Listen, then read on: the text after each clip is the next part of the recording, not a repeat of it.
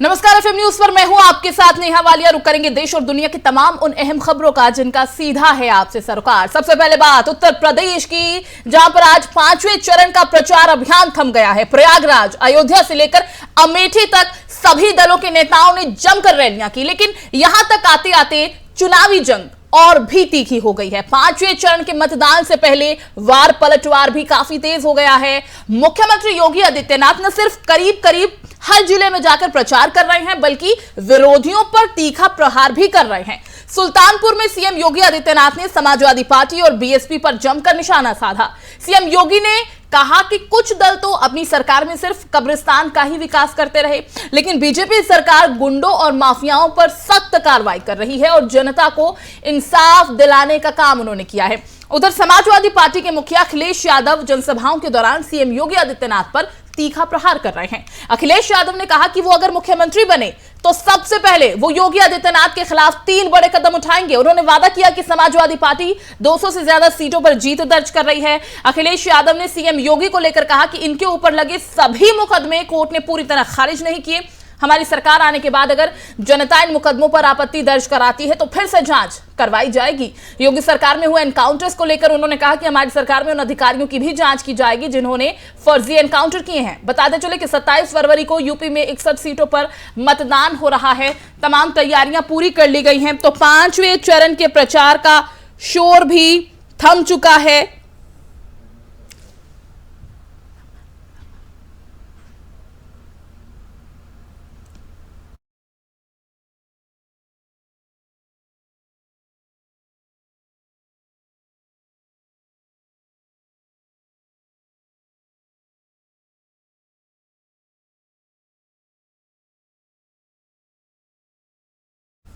तो 5वें चरण में अयोध्या से अमेठी तक मतदान होगा। 12 जिलों की 61 सीटों का इसमें कह सकते हैं कि अग्नि परीक्षा है और अमेठी में कांग्रेस की सबसे ज्यादा इस वक्त कह सकते हैं अग्नि परीक्षा है, क्योंकि उत्तर प्रदेश के 5वें चरण में गांधी परिवार का गढ़ रहे अमेठी में कांग्रेस की अग्नि परीक्षा है। इस चरण में सुल्तानपुर, अयोध्या, बाराबंकी जैसे अवध के जिले हैं जहां पर बड़े राजनेता मैदान पर हैं और सभी की किस्मत दांव पर लगी है। 4 चरण का चुनाव खत्म हो चुका है। 5वें चरण में अवध और पूर्वांचल का रुख और यूपी के 7 चरणों के चुनाव में सबसे ज्यादा सीटें इसी चरण में है। बिल्कुल 7 चरण का चुनाव है। 4 चरण का चुनाव संपन्न हो चुका है। 5वें चरण का चुनाव 27 फरवरी को होगा और सबसे ज्यादा जो सीटें हैं इसी चरण में है। 7 चरणों के चुनाव में 12 जिलों की 61 विधानसभा सीटों पर 27 फरवरी को वोटिंग होनी है। 692 उम्मीदवार अपनी किस्मत आजमाने उतरे हैं। 5वें चरण में भगवान श्री राम के अयोध्या से लेकर प्रयागराज, चित्रकूट जैसे धार्मिक नगरी में सत्ता पक्ष और विपक्ष के बीच सियासी संग्राम होना है। बीजेपी के लिए अपने दुर्ग को बचाए रखने की चुनौती है, तो सपा, बसपा और कांग्रेस की सत्ता की वापसी दारोमदार इसी चरण पर कह सकते हैं कि टिका हुआ है। चुनौतियां कम नहीं है। सूबे के बदले हुए सियासी समीकरणों में बीजेपी के सामने पिछली बार की तरह नतीजे दोहराना आसान दिखाई नहीं दे रहा है, तो सपा गठबंधन के लिए भी चुनौती कम नहीं है। ऐसे में सबसे बड़ी चुनौती कांग्रेस के सामने अमेठी, रायबरेली में है। अमेठी में राहुल गांधी को 2019 में हार का मुंह देखना पड़ा था। अब ऐसे में कांग्रेस हर हाल में अमेठी में वापसी करना चाहती है और बसपा भी इसी चरण में अपनी उपस्थिति दर्ज कराने के लिए बेताब है। इसी पर ज्यादा चर्चा के लिए, बातचीत के लिए बीजेपी प्रवक्ता कंचन द्विवेदी जी हैं हमारे साथ। बहुत बहुत स्वागत कंचन जी आपका एफएम न्यूज में। और कांग्रेस प्रवक्ता जावेद अंसारी जी हैं हमारे साथ। कंचन जी, शुरुआत आप ही से करना चाहूंगी क्योंकि अब 5वें चरण का प्रचार का शोर थम चुका है। तैयारियां पूरी हैं, बीजेपी आश्वस्त नजर आ रही है, लेकिन सूबे के बदलते हुए सियासी समीकरणों में नहीं लगता कि बीजेपी के सामने पिछली बार की तरह नतीजे दोहराना उतना आसान नजर नहीं आ रहा। देखिए ना, अभी बात ये होती है ना कि युद्ध जीतना चाहिए। युद्ध किस प्रकार से किस विधि से जीता जा रहा है ये ठीक है, अपनी जगह इम्पोर्टेंट बात है, बस थोड़ा ईमानदारी होनी चाहिए। बाकी तरीका पैतरा ये आपके होते हैं, वीरों के होते हैं। बाकी युद्ध जीतना है, हम बस वही जो चुनाव का युद्ध है हमें वही जीतना है और हम उसे जीत करके रहेंगे, क्योंकि हम जानते हैं जो हमारा विरोधी है, जो हमारे विपक्ष है, वो ईमानदार नहीं है। वो कभी आतंकी होते हैं तो कभी हमारी जनता के हित को ना देखने वाले जो जनता के लुटेरे होते हैं उनको जनता कभी कबूल नहीं करेगी, उनको जनता कभी स्वीकार नहीं करेगी, और अब तो बिल्कुल भी नहीं करेगी जब इनका नाम अनेक अनेक प्रकार से, चाहे मैं कांग्रेस की बात कर लूं, चाहे मैं सपा की बात कर लूं, अनेक प्रकार से इनके नेताओं का नाम भी आतंक से जुड़ जा रहा है, इनका नाम अत्याचार से जुड़ जा रहा है। तो मैं बेशक कह सकती हूँ कि जनता ऐसी पार्टियों को बिल्कुल भी नकार चुकी है, और आप बिल्कुल भी इनको लाने वाली यूपी में तो बिल्कुल नहीं है। अंसारी साहब, सुना आपने कंचन जी को, वो तो बोल रही हैं कि सपा हो या कांग्रेस हो, इनका नाम आतंक से जुड़ रहा है, भ्रष्टाचार से जुड़ रहा है, अत्याचार से जुड़ रहा है, और वो कह रहे हैं कि ये जो चुनाव रूपी युद्ध है इसे हम जीत रहे हैं।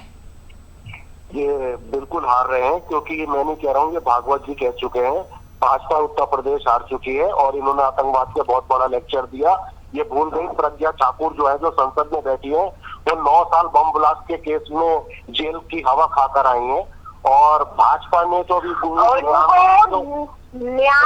कंचन जी सुनिए, मैं आऊंगी आपके पास, छोड़ दिया है उनको, आप ये भूल चुके हैं।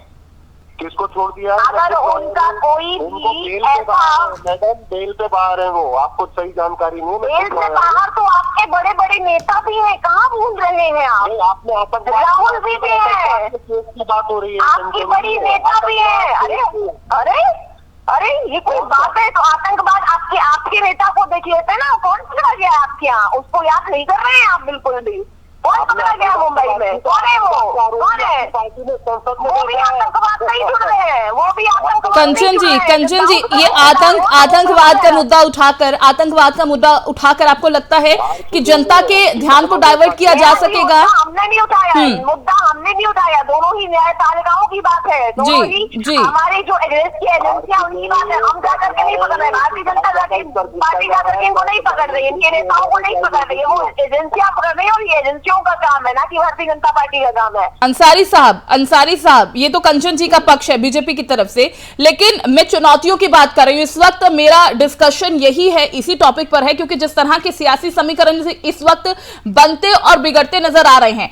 4 चरणों का चुनाव हो चुका है, 12 जिलों की 61 विधानसभा सीटों पर 27 फरवरी को वोटिंग होनी है, और भगवान श्री राम के अयोध्या से लेकर प्रयागराज, चित्रकूट जैसी धर्म नगरी, इन सभी का इसमें जिक्र है, और इन सभी पर प्रत्याशी अपनी किस्मत आजमाने वाले हैं। सवाल मेरा आपसे ये है कि सबसे बड़ी चुनौती कांग्रेस के सामने अमेठी रायबरेली में है, क्योंकि अमेठी में राहुल गांधी को 2019 में हार का स्वाद चखना पड़ा था। तो क्या लगता है कि इस बार वापसी हो पाएगी? कितनी तैयारी है, या क्या लगता है कि जनता इस बार कांग्रेस पर भरोसा जताएगी? नेहा जी, आज भी राहुल जी अमेठी में थे, वो चुनावी जनसभा को संबोधित किया उन्होंने। पूरी जनता, चाहे रायबरेली की हो, चाहे अमेठी की हो, चाहे कानपुर की हो, चाहे मुरादाबाद की हो, बनारस की हो, सब कांग्रेस के साथ हैं, और इनका झूठ का पर्दा, झूठ की पोल खुल चुकी है, ये हार चुके हैं। यहाँ पे टक्कर जो है सपा गठबंधन वर्सेस कांग्रेस चल रही है, लेकिन भाजपा वाले स्वीकार नहीं कर रहे हैं। मोहन भागवत जी का बयान पढ़े तो उन्हें पता लग जाएगा। 2017 का कंचन जी, अगर मैं जिक्र करूं, देखिए हमारे साथ यूक्रेन में फंसे पड़े हैं 20,000 छात्र, और यहाँ पे वो चुनावी रैली कर रहे हैं। तो पहले हमारे देश के जो नागरिक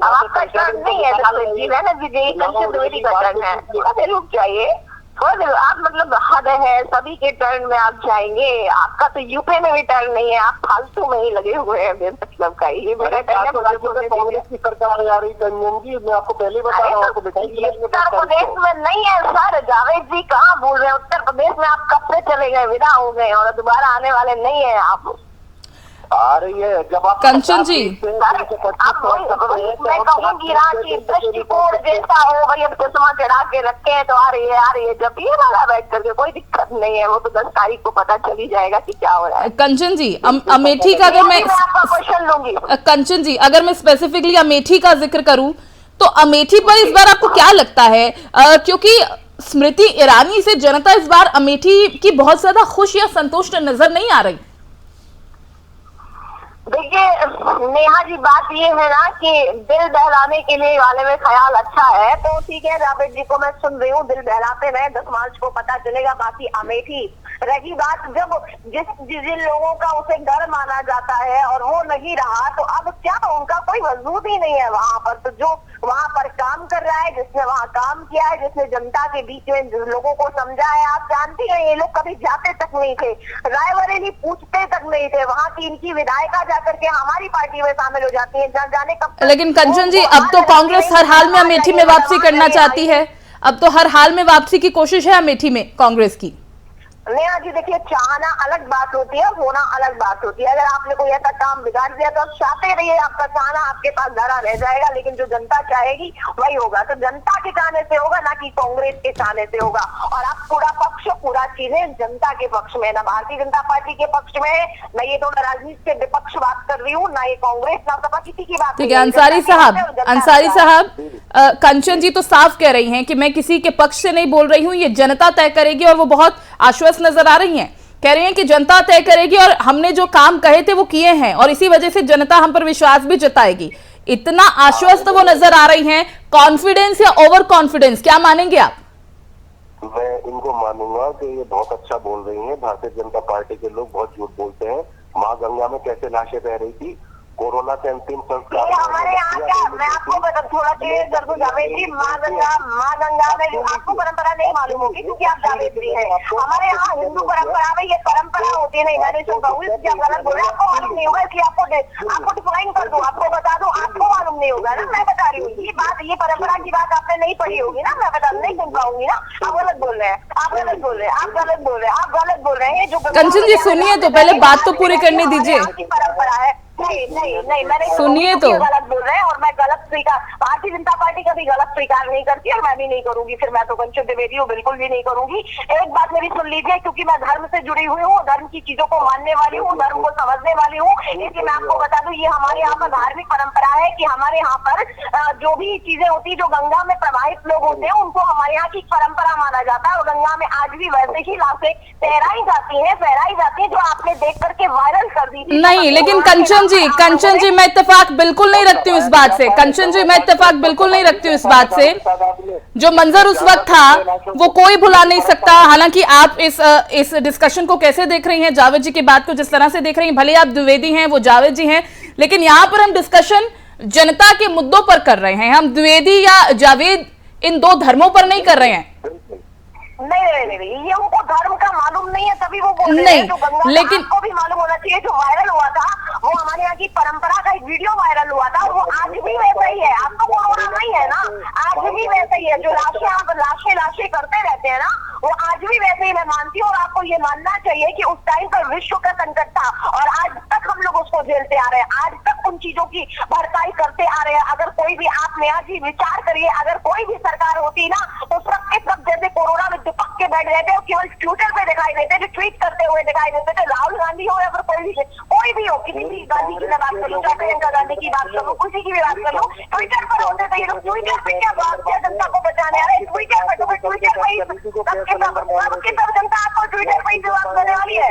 जावेद जी ध्यान रखिए, ऑक्सीजन जो मांग रहे थे उनको ऑक्सीजन दिया गया। आप लोग कहीं लाइन में नहीं आ रहे थे, आप लोग दुपक के। कंचन जी लेकिन हमने लखनऊ का भी हाल देखा, हमने लखनऊ में भी जो हालात थे वो भी हमने देखे। योगी जी ने मजबूर कर दिया। मैडम हमने तो पूरे विश्व में देखा है, आपने केवल लखनऊ में देखा होगा, हमने पूरे विश्व में देखा है कि नहीं आप जिक्र कर रही है ना, हालात का जिक्र कर रही है, इसीलिए मैं आपको बता रही हूँ कि हालात जो थे ना, लोगों ने जो देखा दूसरी वेव में, जिस तरह से अपनों को खोया, वो किसी से छुपा नहीं है। हम सरकार की खामी, देखिए हम सरकार की खामियां उजागर नहीं कर रहे हैं, हम बिल्कुल सरकार की खामियां उजागर नहीं कर रहे हैं, क्योंकि ये सरकार का कर्तव्य था, ये धर्म था और वो करना चाहिए था। जनता पार्टी नहीं होती तो आज क्या स्थिति होती और क्या हाहाकार हुआ होता अपने भारत में, ये आपको मानना पड़ेगा और ये आप हृदय से भी जानती है कि ठीक है कंचन जी समय का अभाव है, एक छोटा सा रिएक्शन, 5वां चरण, इसे लेकर कितनी तैयारी, कितने आश्वस्त आप?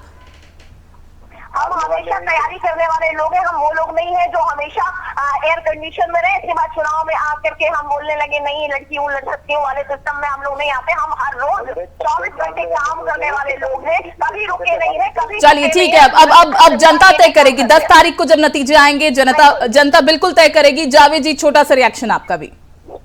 मैं ये कह रहा हूँ कि ये झूठ बोलने वाले लोग हैं, इनको जनता हरा चुकी है, हार चुके हैं ये, लेकिन एक्सेप्ट नहीं करेंगे ये जब तक रिजल्ट इनके मुंह पे नहीं लगेगा।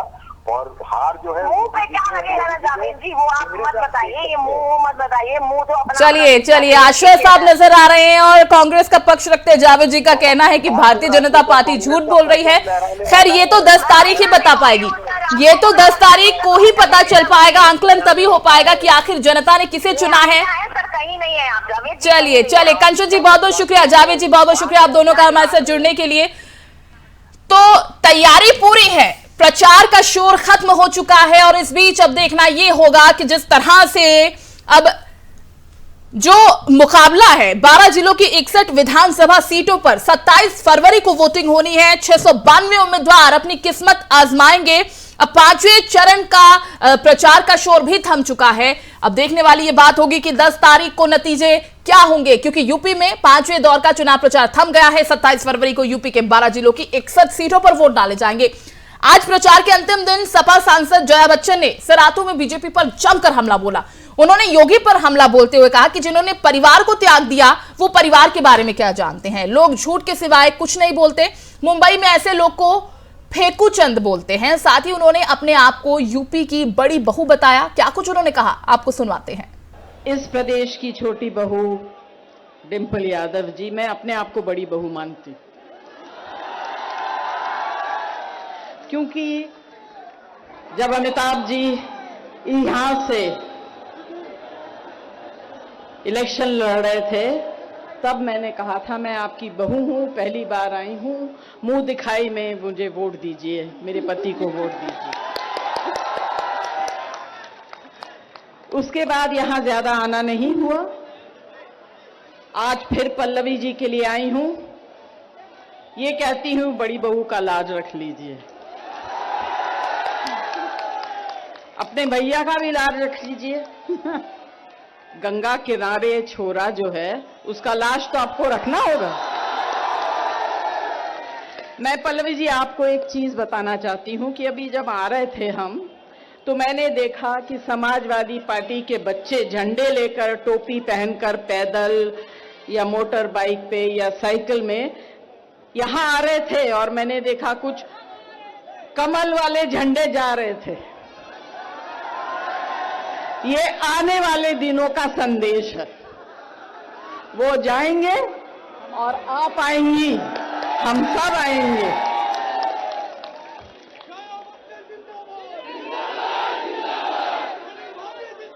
तो मंत्री जी हैं फिलहाल, जातिवाद करते हैं, परिवारवाद करते हैं। अरे ये भूल जाते हैं कि आपके जो मुख्यमंत्री हैं उन्होंने तो परिवार को त्याग दिया है। वो परिवार के बारे में क्या जानते हैं? वो क्या जानते हैं परिवार क्या होता है? वो क्या जानते हैं बहू बेटी क्या होती है? कहते हैं कि यहां औरतों की, महिलाओं की सुरक्षा नहीं है। झूठ, इन लोग झूठ के सिवाय और कुछ नहीं बोलते हैं। मैं आज 15 साल पार्लियामेंट में रही हूं, अभी भी हूं, और झूठ के सिवाय इन्होंने कुछ नहीं कहा। महिलाओं के लिए हमेशा हम लड़े हैं। ये जब सत्ता में हैं और सत्ता में नहीं थे तब भी इन्होंने महिला सुरक्षा के लिए एक शब्द भी नहीं कहा। आज महिलाओं के लिए ये बातें करते हैं, कहते हैं उत्तर प्रदेश में महिलाओं की सुरक्षा नहीं है। इन लोग झूठ, ढोंगी। 5वें दौर के प्रचार के अंतिम दिन बलिया में हेमा मालिनी ने बीजेपी के लिए प्रचार किया। इस दौरान उन्होंने प्रधानमंत्री नरेंद्र मोदी की बुरी प्रशंसा की। उन्होंने पीएम मोदी को वैश्विक स्तर का नेता बताया। उन्होंने कहा कि आज पूरी दुनिया रूस और यूक्रेन के बीच हो रहे युद्ध में भारत की तरफ देख रही है। क्या कुछ उन्होंने कहा आपको सुनवाते हैं। हमारे देश को कहां से कहां तक लेकर आए हैं, इतना अद्भुत विकास किया है, सब पूरा विश्व दंग रह जाता है देखते देखते कि ऐसा कैसा हो सकता है। और प्रधानमंत्री अपने लिए एक खास नाम भी बनाया है उनको इतना मान सम्मान देता है पूरा विश्व। अभी भी आप देखिए यूक्रेन और रशिया का जो युद्ध चल रहा है उसमें भी हमारे माननीय प्रधानमंत्री भाग लेकर उसमें उसको रोकने की कोशिश कर रहे हैं। इसके लिए सब लोग विनती कर रहे हैं हमारे मोदी जी से, क्योंकि मोदी जी को बहुत बड़ा वर्ल्ड लीडर मानते हैं, आप सब लोग भी मानते होंगे। हमारे लिए बहुत ही गर्व की बात है, उन्होंने सिर्फ 7 साल के अंदर भारत को एक नया रूप दिया है, एक नया निर्माण कर रहे हैं, भारत का एक नया निर्माण हो रहा है और उसमें उत्तर प्रदेश को भी। रूस यूक्रेन के बीच हो रहे युद्ध में भारत सरकार की भूमिका को कांग्रेस का पूरा समर्थन है। सरकार जो भी कदम उठाएगी कांग्रेस विपक्ष के नेता उसका समर्थन करेंगे, ये कहना है कांग्रेस के वरिष्ठ नेता हरीश रावत का। क्या कुछ उन्होंने कहा, आपको सुनवाते हैं। राष्ट्र हित में और शांति के हित में जो भी कदम केंद्र सरकार उठाएगी हम उसका समर्थन करेंगे, मगर 2 बातें जो है प्रधानमंत्री को स्पष्ट करनी चाहिए। एक तो अभी तक हमारे नागरिकों को वहाँ से सुरक्षित निकालने की व्यवस्था क्यों नहीं की गई, जिसमें छात्र भी सम्मिलित हैं, जबकि हालात बहुत दिनों से खराब हो रहे थे। नंबर 2, हमारे आर्थिक हित इस से बहुत जुड़े हुए हैं, यूक्रेन से भी और रूस से भी। उस पर इसका बहुत बड़ा अर्थव्यवस्था पर प्रभाव पड़ने जा रहा है। उस दुष्प्रभाव को रोकने के लिए प्रधानमंत्री के पास क्या इकोनॉमिक एजेंडा है, क्या ऐसा कदम उठाएंगे जिससे इस दुष्प्रभाव को मिनिमाइज किया जा सके, वो देश को बताना चाहिए। ये देश की आंतरिक चिंता का विषय। और चुनाव के 5वें चरण का प्रचार आज थम गया है। 27 फरवरी को 5वें चरण के लिए यूपी के 12 जिलों की 61 सीटों पर वोटिंग होगी, लेकिन ऐसा चुनाव खत्म होने से पहले ही कांग्रेस के नेता अपनी हार मान चुके हैं। छत्तीसगढ़ के स्वास्थ्य मंत्री टीएस सिंहदेव ने कहा है कि यूपी में बीजेपी और सपा के बीच पहले और दूसरे नंबर की लड़ाई है। उन्होंने क्या कुछ कहा वो आपको सुनवाते हैं। यूपी में जो भी जानकारियां आ रही हैं, इसमें सपा भाजपा इनमें पहले दूसरे की टक्कर है और तीसरे और चौथे नंबर के लिए कांग्रेस और बसपा, ये 4 प्रमुख दल हैं, इनमें संघर्ष चल रहा है। तो 10 तारीख को हम लोग। और रूस के यूक्रेन पर हमले के साथ ही तीसरे विश्व युद्ध की आहट शुरू हो गई है, तो वहीं इस युद्ध को टालने और विश्व शांति कायम रखने के लिए प्रार्थनाओं का दौर भी शुरू हो चुका है। आज आगरा में अटल चौक सेवा समिति की तरफ से अटल चौक पर यज्ञ और हवन किया गया। इस दौरान भगवान से प्रार्थना की गई कि रूस और यूक्रेन दोनों देशों के राष्ट्रपति को सद्बुद्धि प्रदान करे ताकि इस युद्ध को टाला जा सके। समिति के सदस्य पीके सेठी का कहना है कि भारतीय संस्कृति में यज्ञ हवन का बहुत महत्व है। यज्ञ हवन से सभी दूषित और विनाशकारी शक्तियों को खत्म किया जा सकता है और उन्हें रोका जा सकता है। इसीलिए भारतीय संस्कृति के मुताबिक आज अगर हवन यज्ञ कर युद्ध को टालने की प्रभु से प्रार्थना की गई तस्वीरें आपके सामने हैं।